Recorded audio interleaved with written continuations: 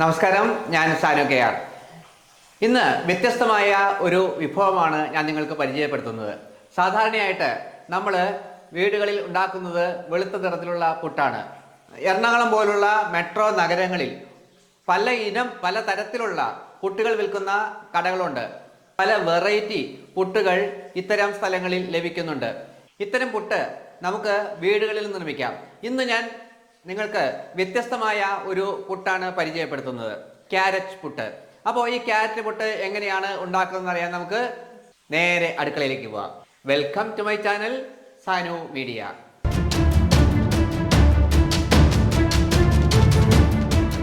ഈ പുട്ട് നിർമ്മിക്കുന്നതിന് നമുക്ക് ഇതേപോലെ 2 ക്യാരറ്റ് ആവശ്യമാണ്. ഈ ക്യാരറ്റ് വൃത്തിയാക്കിയതിന് ശേഷം നമുക്ക് മിക്സിയിലിട്ടൊന്ന് അരച്ചെടുക്കണം.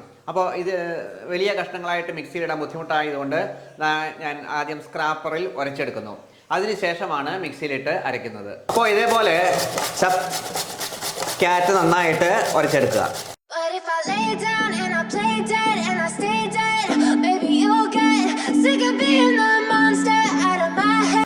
അപ്പോൾ റെഡി ആയിട്ടുണ്ട്.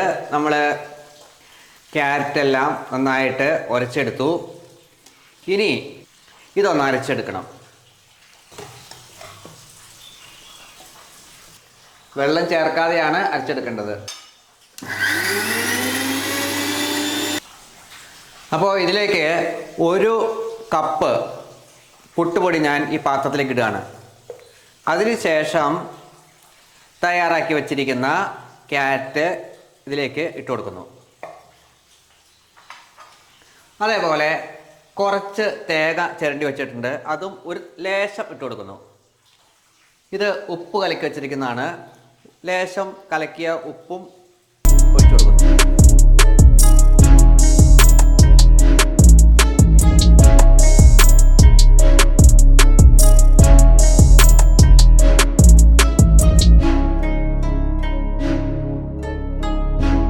ഒരു 10 മിനിറ്റ് ഇത് നമുക്ക് ഒന്ന് അടച്ചു വയ്ക്കാം. അപ്പോൾ നമ്മൾ തയ്യാറാക്കിയ പുട്ടിൻ്റെ പൊടി, പ്രത്യേകം മിക്സ് ആക്കിയിട്ടുള്ള ആ പുട്ടിൻ്റെ പൊടി നമ്മൾ ഒരു പാത്രത്തിൽ അടച്ചു വച്ചിരിക്കുകയാണ്. ഇനി അത് അല്പം കുതിർന്ന് ഒരു മയമാകുമ്പോഴേക്കും നമുക്ക് പുട്ടിന് കഴിക്കാൻ ആവശ്യമായ കറി ഉണ്ടാക്കാം. വൻപയർ കൊണ്ടുള്ള ഒരു ചാറുകറിയാണ് ഉണ്ടാക്കുന്നത്. അപ്പോൾ നമുക്ക് കറി, 1 കപ്പ് പയർ ഞാൻ തയ്യാറാക്കിയിട്ടുണ്ട്. 6 മണിക്കൂർ വെള്ളത്തിൽ കുതിർന്നതിന് ശേഷം 12 മണിക്കൂറോളം വെള്ളത്തിൽ നിന്നും വാരി വെച്ചു. അപ്പോൾ ചെറിയ തോതിൽ മുള വന്നു തുടങ്ങിയിട്ടുണ്ട്. ഈ അവസരത്തിലാണ് നമ്മൾ കറി വയ്ക്കുന്നത്. പ്രത്യേകിച്ചും ഈ പയർവർഗ്ഗങ്ങൾ കഴിച്ചാലുള്ള ഗ്യാസ് ട്രബിളൊക്കെ ഒഴിവാക്കാൻ പയർവർഗ്ഗങ്ങളും കടവർഗ്ഗങ്ങളും മുളപ്പിച്ചെടുത്താൽ മതി. അതുകൊണ്ടാണ് ഞാൻ ഇങ്ങനെ ചെയ്യുന്നത്. ഇത് വേവിച്ചെടുക്കാം. അപ്പോൾ കുക്കറിലാണ് വേവിച്ചെടുക്കുന്നത്. അപ്പോൾ പയർ കുക്കറിലേക്ക് ഇടുകയാണ്. കുറച്ച് വെള്ളം ഒഴിച്ചു. കലക്കി വച്ചിരിക്കുന്ന കുറച്ച് ഉപ്പും ഒഴിച്ചു കൊടുത്തു. ഇനി ഇതിലേക്ക് 3-4 കഷ്ണം ഉള്ളി മുറിച്ചിടാം.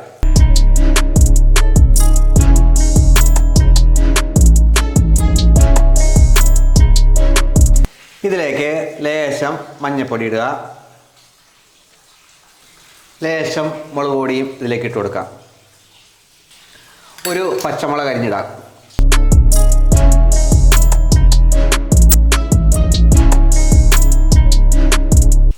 ഇനി നമുക്ക് ഇത് അടച്ചു വെച്ച് വേവിച്ചെടുക്കാം. കുക്കർ സ്റ്റൗവിൽ വെച്ച് കുറച്ച് സമയം വേവിക്കാം.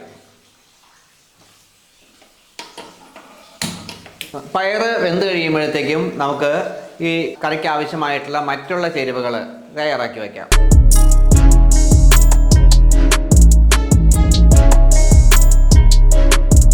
മൂന്ന് വിസിൽ കേട്ട് കഴിഞ്ഞു. നമുക്ക് ഇനി കുക്കർ ഓഫാക്കാം. ഒരു തക്കാളി കൂടി അരിഞ്ഞെടുക്കാം.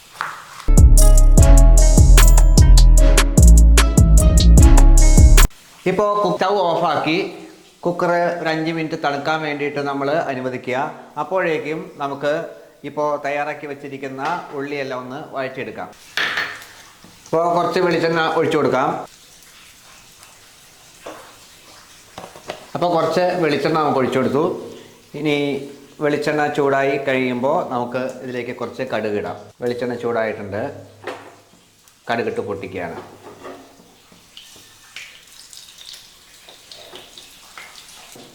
കടുക് പൊട്ടിക്കഴിഞ്ഞു. അപ്പോൾ ഇതിലേക്ക് നമുക്ക് ഉള്ളി ഇടാം.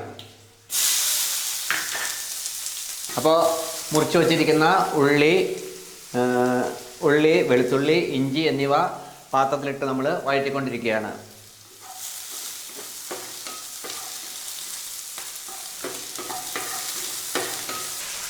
ഈ സമയത്ത് നമുക്ക് കുറച്ച് ഉപ്പ് കൂടി ഒഴിച്ചു കൊടുക്കാം.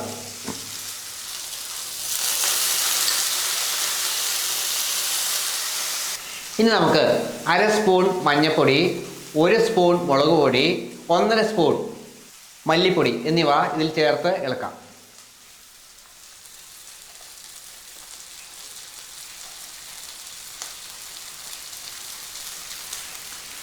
അപ്പോൾ മുളക് പൊടി ചേർക്കുമ്പോൾ കൂടുതൽ എരിവില്ലാത്ത കാശ്മീരി ചില്ലി പൗഡറാണ് ഉപയോഗിക്കുന്നത്.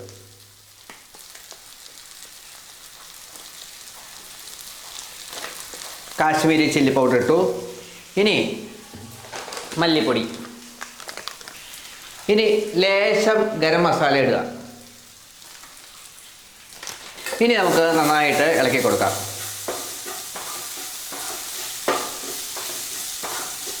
ഇപ്പോൾ പൊടികളുടെ പച്ചമണം എല്ലാം മാറുന്നവരെ നമ്മൾ ഇളക്കി കൊടുക്കണം. ഇനി ഇതിലേക്ക് നമ്മൾ ഈ തക്കാളി ഇട്ട് കൊടുക്കാം.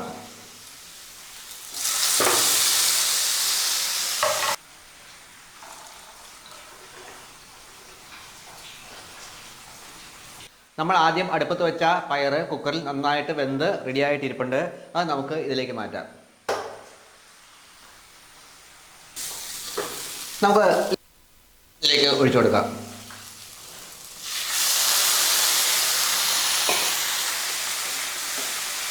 ഇനി അല്പം ഫ്ലെയിം കൂട്ടി വയ്ക്കാം, ഒന്ന് തിളക്കട്ടെ. ഉപ്പെല്ലാം പാകത്തിനുണ്ട്. അപ്പോൾ ഇനി നമുക്ക് ഒരു കാര്യം കൂടി ചേർക്കാനുണ്ട്. ഇതിൽ ലേശം തേങ്ങ അരച്ച് ചേർക്കാം.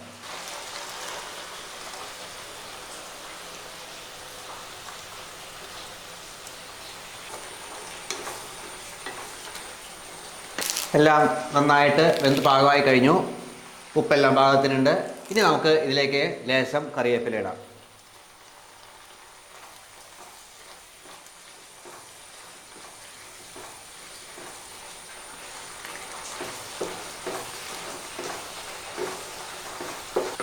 അപ്പോൾ കറി റെഡിയായി കഴിഞ്ഞു.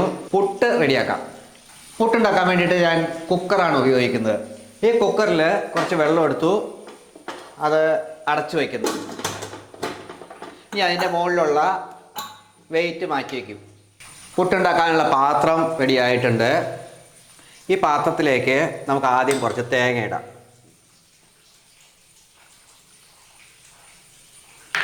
അതിനുശേഷം നമ്മൾ തയ്യാറാക്കി വച്ചിരിക്കുന്ന ക്യാരറ്റ് പുട്ടിനുള്ള അരിയും ക്യാരറ്റും കൂടി ചേർത്ത് തിരുമിയ ഈ മിശ്രിതം നമുക്ക് നിറച്ചു കൊടുക്കാം.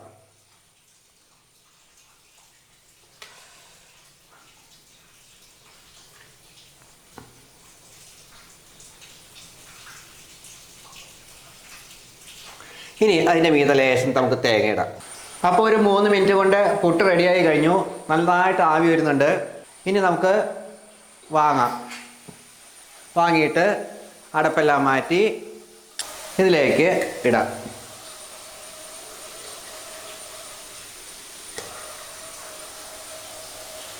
ഇനി നമുക്ക് അടുത്ത പുട്ടുണ്ടാക്കാം.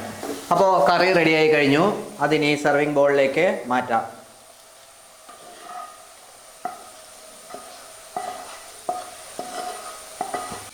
അപ്പോൾ സർവിങ് ബൗളിലേക്ക് നമ്മൾ മാറ്റി വെച്ചു. പുട്ടും നന്നായിട്ട് കിട്ടിയിട്ടുണ്ട്, അതേപോലെ തന്നെ കറി നന്നായിട്ടുണ്ട്.